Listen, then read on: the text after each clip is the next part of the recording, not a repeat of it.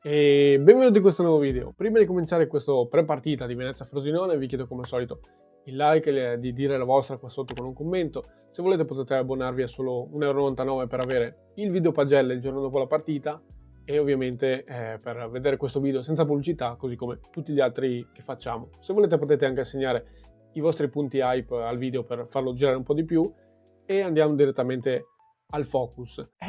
Veniamo dal pareggio al Barbera, che sicuramente per molti è considerato positivo, dove la squadra comunque ha dominato, costringendo comunque il Palermo a difendere basso e soprattutto a difendere il risultato, difendere il pareggio.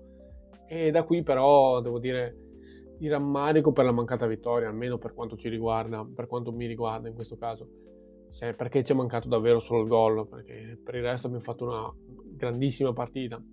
E appunto in settimana nel video solito di risposte ai commenti al giorno dopo ci siamo chiesti e vi abbiamo chiesto se è più un buon punto o è un'occasione sprecata, un'occasione mancata per ottenere 3 punti contro una squadra, contro una diretta concorrente per la promozione in Serie A, forse da tutti considerata la più attrezzata per la promozione, per il ritorno in Serie A.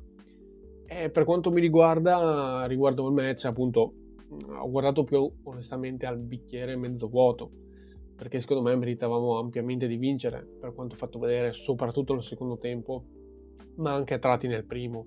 Però appunto anche nel video risposta ai commenti abbiamo anche sottolineato i motivi secondo noi per cui proprio non è arrivata la vittoria, ed è riconducibile secondo me al fatto che a noi qualcosa negli ultimi metri manca, continua a mancare l'ultimo passaggio, la scelta giusta, un po' troppa forse orizzontalità, piuttosto che rischiare, andare in verticale, provare a verticalizzare. Diciamo che sotto l'aspetto del cinismo in attacco in generale, capito, bisogna migliorare e bisogna già farlo appunto contro questo Frosinone che non scherza, ecco. Già domani sarà importante capire se siamo migliorati sotto questo aspetto già in questa settimana di lavoro.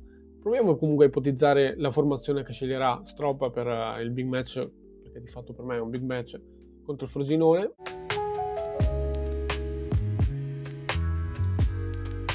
Allora, ovviamente vado prima a elencare, poi dico quelli che sono i miei dubbi rispetto a quelli che ho schierato. Ovviamente in porta Stankovic, in difesa Shintian, Korac e Sverko. A centrocampo Enoki, che Perez, Busio da play di nuovo, Dumbia e Aps, e in attacco Yeboah Durante. Allora, difesa per quanto mi riguarda non c'è più molto da discutere, anche tornasse Franic, che non credo tornerà comunque dall'infortunio che ha avuto.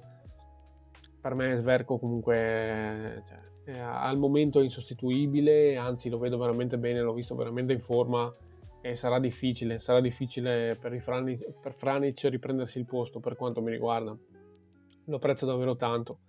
A centrocampo c'è allora qui più che altro non vorrei che io ho messo sia Kike Perez che Yeboah insieme in campo, perché mi sembra che almeno la scorsa partita, forse anche perché volevo un minimo di tradizione in più, poi secondo me non serviva per come si è messa la partita, però capisco che prima della gara puoi capirlo fino a un certo punto, poi in campo si possono modificare delle cose, e diciamo che io rischierei ovviamente Yeboah dal primo minuto. Capisco il senso capisco cosa pensa Stroppa, lo ritiene un'arma partita in corso forse, ed è vero, sarebbe utile, ma è troppo importante per me dal primo minuto, non puoi privartene. E voglio un po' più arretrato Kike Perez, quindi per me possono assolutamente coesistere. Voglio arretrare un po' Kike Perez, non so quanto si perde a questo punto a livello di equilibrio, forse più di qualcosa a livello di equilibrio anche difensivo.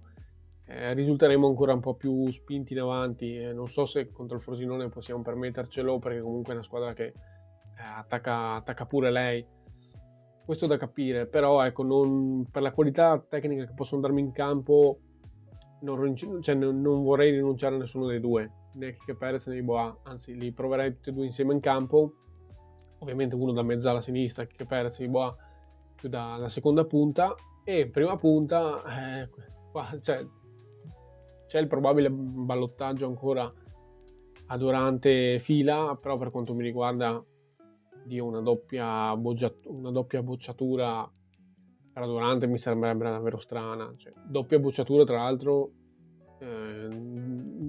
di fronte a 2 big match, cioè 2 volte tra Palermo e Frosinone, sempre schierato, cioè sempre messo in panchina e non schierato titolare. Semplicemente per questo, secondo me, ha voluto provare fila. Per me non ha fatto neanche così male come molti dicono, però al di là di questo penso che in quest'altra partita riprovi a Durante, perché Dio, una doppia bocciatura in 2 big match sarebbe veramente pesante anche per il morale. Secondo me non vuole dargli questo, non vuole farlo sentire così. Secondo me comunque per questo giocherà Durante. E andiamo a dire anche 2 cose su Frosinone.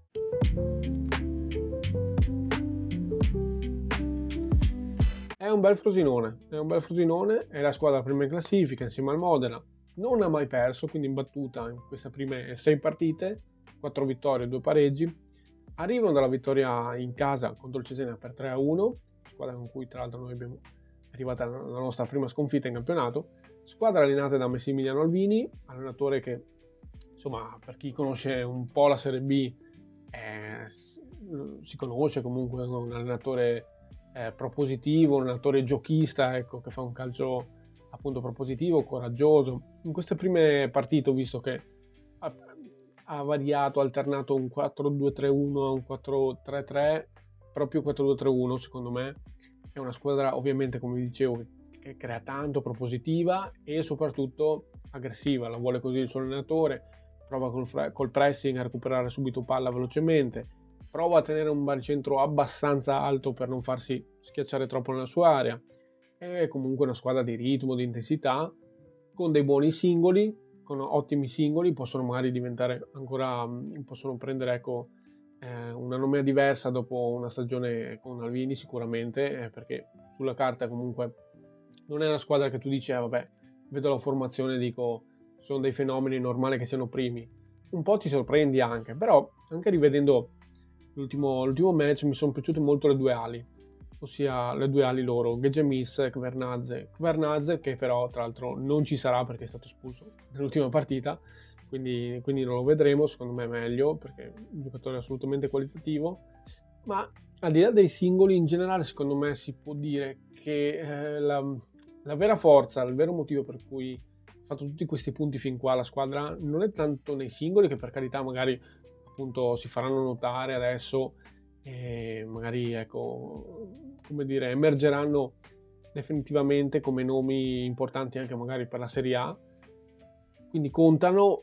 Ma per me la vera forza di questa squadra è nell'organizzazione collettiva che ha dato Alvini alla squadra, e da qui secondo me i risultati positivi che hanno raccolto finora. Quindi avremo di fronte un Frosinone imbattuto che gioca molto bene, ma appunto per giocare bene, come vuole il suo allenatore, si prende dei rischi per giocare e attaccare come vuole Alvini, e lì secondo me dovremmo essere bravi e furbi a fargli male quando capiterà l'occasione, cosa che secondo me non abbiamo sempre fatto in queste prime partite, se no avremo qualche punto in più, lo avremo, ecco.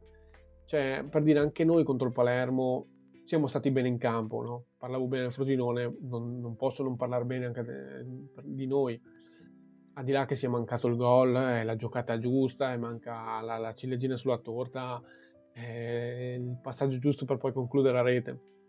Però ecco, non si può dire che abbiamo fatto una brutta partita al Barbera, ma non si può dire in realtà nemmeno per le partite precedenti, perché sotto l'aspetto del dominio del possesso palla, del fraseggio di qualità, anzi secondo me adesso vedo che stiamo migliorando di partita in partita.